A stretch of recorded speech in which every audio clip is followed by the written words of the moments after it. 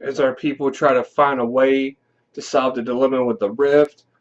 Our agents are thrown into another dilemma to where they actually will be defying physics as we know it. And we are also introduced to an old villain once again. He makes a dramatic turn. Find out who that is and more here on Nephilim Entertainment.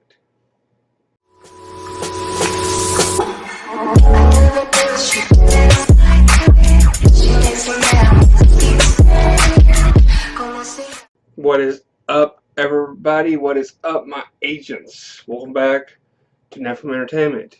I'm your host, Megatron L. Thank you for tuning in. And tonight I'm covering Agents of S.H.I.E.L.D. And this is episode 13, Principia. Well, we get to see an oldie but a goodie. Welcome back, Werner von Strucker. I don't know where you've been. Apparently you've been in a mental institute getting your head examined. And we learn he has a very interesting ability, which there's actually some science behind it. Hyperthyroid, or I can't pronounce it. Hyperothymic. Basically what it is you remember everything, every detail throughout your entire life. Apparently, when our people were examining his head a couple seasons back, apparently they fried it, but also gave him an ability to sort of remember everything. Which at first, I thought I mistook it for telepathy, but at the same time, after I started noticing he was noticing different clues and dissecting them, I started noticing, okay, he's not a telepath, he just can remember things. Yeah, that might have a good outlook, but moving on to our agents, they are slightly recovering from the whole bout with the mysterious assassin we find out to be Ruby, and meanwhile Elena is trying to get accustomed to the fact that she doesn't have any arms. So what's next for her? Prosthetics, just like old Phil. He tries to give her some comfort, but she's not buying it whatsoever. Apparently, the whole numbness thing is something that I guess she will not get used to. But either way, our girl is trying to make somewhat of a recovery. But Strucker actually wakes up in the middle of the night in an unknown area, trying to figure out where he's at and where everybody's at. But hey, plus side is, there are bagels. And he's actually with our little known assassin, Ruby. Give her a hand, folks. She's actually trying to act like a normal teenage girl, I guess. But when she talks to Strucker, he's not inclined to be all nice, neat, and friendly. Although he does remember her from early years ago. Apparently her mom and his dad were friends. That's always a good sign. The enemy of my enemy is my friend, apparently. But our agents are trying to track down, gravitonium. Apparently the rift that is holding the fear dimension at bay is using gravitonium, and it is not at all wanting to cooperate. And apparently there's seepage and just all kinds of nasty stuff. So they're trying to find more. But in order to do that, they got to find people signed to the project back when they were with Hydra. It's funny how whenever they talk about old S.H.I.E.L.D., they associate it more with Hydra rather than it just being S.H.I.E.L.D. with a parasitic group like Hydra part of it. Instead, it was Hydra just so happened to go by the name of S.H.I.E.L.D. I'm not buying it. I'm sure there was a lot of people tied to it that was actually Hydra, but at the same time, you can't put it all off on Hydra. You people should have known when other people were walking around whispering, Hydra. I'm just saying. But anyway, they want to track down the scientists that were apparently gone missing, and the only way to do that is with a guy who has many aliases. When we track this guy down, we find out that he is none other than a friend with Mac. And these two apparently went to the academy together. He was the sinner and Mac was a saint. Go figure. But we find out that they actually were good friends, and he actually is a decent people, so I'm going to let it slide. Apparently, Tony Kane is his name, and apparently he's a decent guy who's friends with Mac. At first, whenever they introduce somebody from somebody's past, I'm really reluctant at first. I'm thinking, okay, is this guy going to try to kill us at some point? Is he going to turn on us? Is he going to be a Hydra agent? Is he going to be something? Cyborg, an alien, a robot, L&D, whatever. This show really makes you just not trust new people. I'm sorry. There's no way I can trust a stranger anymore after everything we've been through. No. But we find out that Deeks and Fitz are not going to get along anytime soon. Apparently, Fitz doesn't like Deeks because he rubs them the wrong way. Finds him annoying. Okay, fair point. But plus that is Elena and Simmons are trying to figure things out.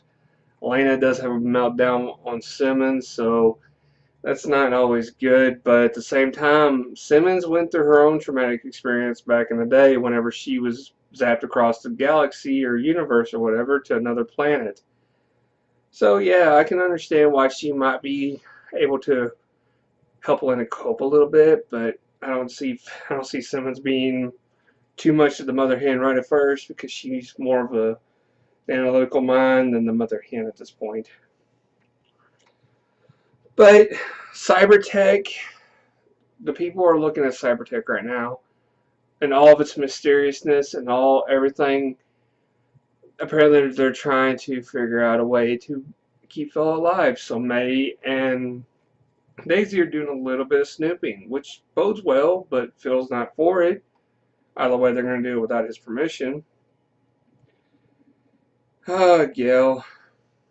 We find out that apparently he was fully aware that Hydra was all part of this and he got blackmailed. That's usually the same story. Always. I didn't know what they were having me do, man. They threatened my family. Uh-huh. Could have just... I want to see a scientist that actually is like, you know what, I did it and I don't care. Screw all y'all, screw your politics. I was in it for the money. That would be a little bit more realistic to me. But either way, the gravitonium is lost, apparently. Apparently at the bottom of the sea somewhere. Unknown. Wow. So, we ever going to find it again? Maybe? Meanwhile, Deeks and Gemma. Apparently, Gemma is actually taking...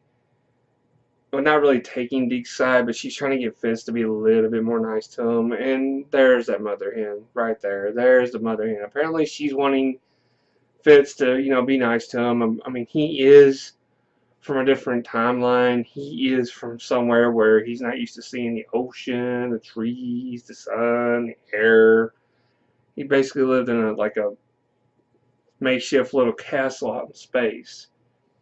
So you have to be a little bit more nice to the guy. I mean, he is sort of dealing with some, change of scenery a little bit. But we find out from Ruby that Hal apparently is wanting to start a new club, and she's trying to get Strucker in it, mainly because he can probably remember everything his dad wrote or his assets or whatever, everything he wrote down, every little thing he incorporated it in his business deals and whatnot. So naturally, she's wanting to exploit that entirely. I mean, Strucker doesn't really show much aptitude for abilities. I mean, he's not a spy, not much of an assassin either. I mean, he can make a lot of threats and hold pins and sharp objects to people and hurt them, but other than that, I mean, I think Ruby could take him. So, Deeks is introduced to an illusion whenever there's a sea breach from this dark portal. Kind of find out it's Mother Dearest. And I knew right then, when she leaked something from her past, first of all, Deeks didn't say it out loud. So there's a good indication that he's going to hear it somewhere. It's something that her mother used to say to her, and then she said to him back when he was little. So, what's the big deal about it? You'll find out in a little bit. But with his illusion, apparently I'm guessing his mom died at the hands of the Kree. That or his illusions are just screwed up out of the way. But I will say this, and I jotted this down specifically because it amazed me. Apparently, Deke has some actual awesome hand-to-hand combat skills. I mean, he takes on a Kree. I know it is an illusion, but he takes it on in a degree that almost looks like he's been trained for combat. So I can see a potential if the timeline isn't screwed up by the end of the season. I can see Deke becoming a very powerful asset for the team. I honestly am starting to like his character, so I really hope they keep Deke on board because I know it's in a messed up timeline. But I mean, Deke is pretty awesome at this point. Not only that, he proves to be super smart whenever he helps Fitz figure out the dilemma with the gravitonium. It didn't sink and it can't be found. It rose because it got struck by lightning. Yeah, I know. It apparently reversed the polarity or something, causing it, instead of it to sink, it went up into the sky. It's floating. Like a little castle. Floating ship, of all things. And I love it whenever they take Kane on their little adventure. His reaction is of wonder. Like, oh, guys, you see this? This kind of stuff happens to you guys all the time, doesn't it? Yeah, pretty much, yeah. Even the pilot, who's like some faceless guy, was like, yeah, pretty much. We're used to it. And I can attest, I can attest for the past 4 seasons, it's been pretty much, I mean, wait until you see the guy with his head on fire. Although he didn't make a cameo like I thought he would. Sad face. But anyway, so while our team is entering the ship to try to find the missing gravitonium, Ruby is talking to Von Strucker about possibly betraying her mother. Apparently, she's wanting to seduce him into joining her side, but in hopes to take Hal's new team, turn it against her, and betray her mother. Is this a ploy by Ruby to try to get him on his side? I mean, she's using the double reverse psychology. Get him to join your side. Well, he's too smart for that, so why don't we tell him that we're going to betray everybody? It's rather confusing. I mean, you've seen one shtick, you've seen them all, where they're, come and join my side, big boy. And then he's like, okay. She is a pretty girl. I mean, I'm just saying. But when they're on the floating ship, of course, there's going to be the combat LMDs. Of course, Hal sent her forces there to keep an eye on the gravitonium. Of course, there's going to be a big combat. But I will say one thing that's kind of interesting is we get to see Kane's reaction once again when he watches Mac tear Jack up with his shotgun axe. I mean, he literally mows down these robots left and right. He's got a big hatred for robots. Oh my god, a big hatred. But he takes them all down by himself. So they managed to get the gravitonium before it sends the ship plummeting to the Earth. They're safely back on their Quinjet, and they safely head back home.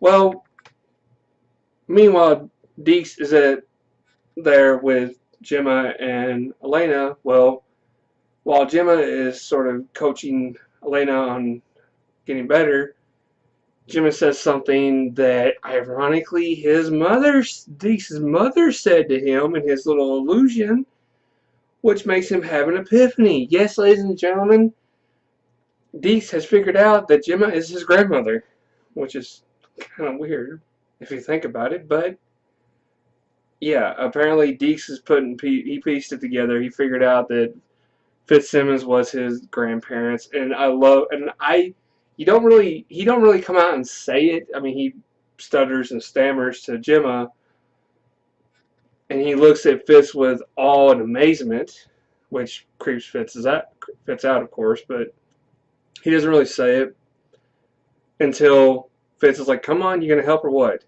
Apparently, this little figuring out what happened to the gravitonium earned Fitz's respect to the point to where he at least is going to include him in his scientific notions, but just not being grateful about it. But either way, I love whenever he's rushing Deke to come on.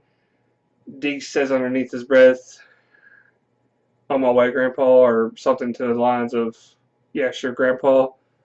That right there is just like, okay, he knows. He knows. I'm just wondering if anyone's going to tell Fitzsimmons at this point, hey, guess what? This guy who's giving Fitz the creepiness, and Jim is probably thinking, I'm seeing something comical happening. This is just my opinion. This is just how I see it playing out. Excuse me. I see somebody at some point thinking that Deeks has got the hots for Gemma, and it's going to be awkwardly told, well, no, I don't have the hots for her. I mean, she is, in fact, my grandma. What? 7 years from the future. Think about it. Well, anyway, that'd be interesting to see nonetheless. But Mac does come bearing gifts back from his little adventure for Elena. He brings her a couple beers and a couple arms, apparently. So he's wanting her to have some arms, that way he can make shift some drinky drinks with his beloved. And last but not least, back at Hal's encampment, we're seeing that Creel actually took her up on her offer by joining the team. So when Hal asked Ruby how did she convince my instructor, all she said was, I simply told him the truth. So, are we having the triple reverse psychology? I just don't see this bowling well for anybody on this team. Alright, up next for Agents of S.H.I.E.L.D. Our boy's back. By boy, I mean my boy. It's Hydra Fitz. Hydra Fitz is back, ladies and gentlemen. Honestly, I know a lot of people are skeptic about this, and I've seen a lot of people on forums and stuff sort of speak ill about him, but personally, I like Fitz as Hydra, mainly because during the first part of the couple, first three seasons or so, he was very meek, and he was very sort of, I don't know, just sort of that, like, I don't want to say mama's boy, but he was very meek and just very much of a pushover. And then whenever we turn around, we actually see, and not only that, let me back up a little bit. After we see him go through that ordeal with Grant, put to the bottom of the ocean, he had a little bit of the head trauma. Of course, that's when we first introduced Mac. We actually see him sort of stutter and stammer and have problems connecting the dots and saying his words and all this, and it really showed him a lot weaker even before. Now, after he was put into the framework and then turned around and became, head of Hydra, major change to the character. He became a little bit more of a badass, for one. Two, he actually regained a lot of his mental composition back. I don't know if that, you could say that healed him, or if it was just sort of a placebo effect. It gave his mind a chance to recover in some way. Either way, it also gave him a backbone. So I personally like Hydra Fitz. Call me crazy. Something else, too, is we actually see the Russian. He's back. So this is going to be interesting. I wonder what exactly he's going to tell for our little group. And not only that, Krill shows up strapped with the bomb. So, it's going to be a very interesting episode. But it's going to do it for me. Be sure to leave me a thumbs up and post a comment being all friendly down below. And stay tuned to the end of the video and subscribe for more content. But my question for y'all is, do y'all like Hydra Fitz? Like I do? Or do you think he's a little creepy, or do you think he's psychotic? Let me know up here. But it's going to be a wrap for me. I'm S.H.I.E.L.D. To all you daydreamers and creators out there, keep your eyes on the clouds. Bruce.